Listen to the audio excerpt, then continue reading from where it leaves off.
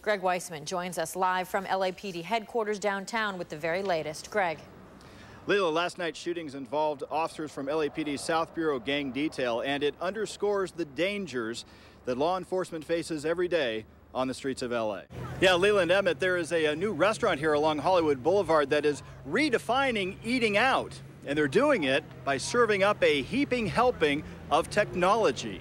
Lynette, you don't think of something like this happening in El Segundo, but it did, and the victim remained very calm, and she used her pepper spray. Despite these extreme winter conditions, search and rescue efforts will continue overnight for Dean Christie, with additional resources being allocated early Monday morning. It's very interesting, Lynette. The races for both Republican and Democratic nominations are still toss-ups. At this point, it's anyone's guess if Iowa will give nominees a leg up heading into the primaries. But a new poll shows both sides in a dead heat. As a matter of fact, KTLA's Greg Weissman joins us live from the LA River in Griffith Park. Greg, what a mess out there earlier, huh? Certainly was, Emmett. You know, when a storm system moves in, then moves out, what's left behind is runoff. Massive amounts of water like what's behind me in the LA River. Perhaps the most visible reminder of the weather event Southern California just went through. Leila, it is very unusual to find bromate in supply water. High levels of it have been linked to cancer, among other things. Well, dangerous levels of bromate were found here at Silver Lake Reservoir back in October. And now the question, what to do with all of this water? Leila, this is the field where 9-year-old Zane Newton was found late this afternoon, just about 200 yards behind me. From the time this story broke early this morning, it went from a shooting to a kidnapping to a statewide Amber Alert. And now it appears this was a most unfortunate accident with still many questions unanswered. Yeah, Leila, the question tonight, who killed Rick Soto Jr.? This bus stop billboard is one of several around the Inland Empire, and they are all part of one mother's personal quest to find those responsible for her son's murder. His smiling face greets you as you enter Fontana on the eastbound Interstate 10. But it's the words next to his face that will stay with you for the rest of your drive. So who did kill Rick Soto Jr.? At this point, we do not have any leads. Colton police say from the start, this case went very cold, very fast. Somebody out here knows who did it. Those lack of leads drove Arlene Soto to spend $5,000, money that's very hard to come by for this single mother of 6, to post this big billboard and several bus stop posters around Colton near where her son was gunned down in cold blood. And that's the whole reason behind these posters and the billboard. Every time this person turns around, he's going to see my son's face. He destroyed me. He destroyed the whole family. This is where it happened April 6th. 22-year-old Rick Soto was sitting in his car with a friend on the corner of 10th and M Streets. Sometime just after midnight, Rick was shot once in the head. He died at the scene. And the only witness to the crime, the passenger, hasn't helped with the investigation. We don't know why he's not talking to us at this point. So as detectives work this 6-month-old case, the family looks back on Rick's life. Pictures of the innocent toddler, the star baseball player, the guy everyone loved. On Rick's mom and sisters, tattoos on legs, backs, and ankles serve as eternal reminders of a life lost way too soon. Somebody took my brother's life, and we need to know why he took my brother's life in such a coward manner. I'm not a quitter, I'm a fighter. And I'm going to keep going, I'm going to keep going. I don't care what it takes.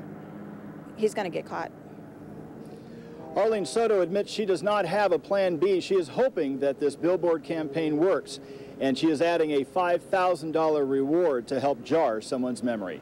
Live in Colton, I'm Greg Weissman. Emmett, back to you. Greg Weissman live in Burbank with more on this reunion. Is that what you want to call it, Greg? Oh, you can certainly call that, and wasn't that the good old days back in 1970? Today, it's a Target parking lot. 38 years ago, it was the parking lot for Lockheed Aircraft.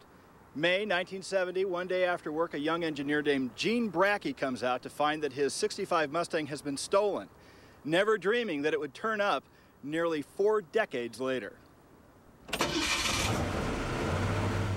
Judy Smogneski just loves her shiny blue 1965 Ford Mustang. Her dad bought it for her when she graduated high school back in 1970. There's just one problem. They didn't know they were buying a stolen car. I've rebuilt the engine twice, once at $113,000 in 1976. I've had it painted twice. Paint job was called honey gold, which is, you can describe, that describes the color. And it was a really nice little car. And you had that back in the days when you were single. That's true. Yeah, that's true. Oddly enough, that was my first new car. Gene Brackey was working at Lockheed in Burbank when his honey gold Mustang was stolen. He thought it was gone forever until this week when he got a call from the San Diego Police Department.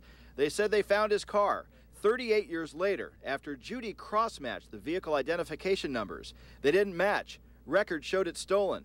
And now, what to do? He'll be coming down probably within the next week, and maybe we can come to some type of agreement. I mean, I've had it since I was 18 years old, you know, but it is his car. Gene Brackey paid about $2,000 for the car. Judy's dad picked it up for $1,100. At Theodore Robbins Ford in Costa Mesa, a new Mustang goes for about 30 grand. When Gene Brackey's Mustang was stolen, it was just a car.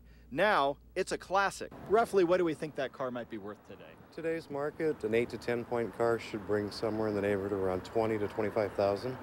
But the car's value takes a back seat to the sentimental value it holds for both Judy and Gene. I'm kind of leaning to let her have the car because I don't need another car, and I don't have, if I had a place to put it, I'd bring it home tomorrow, but I don't.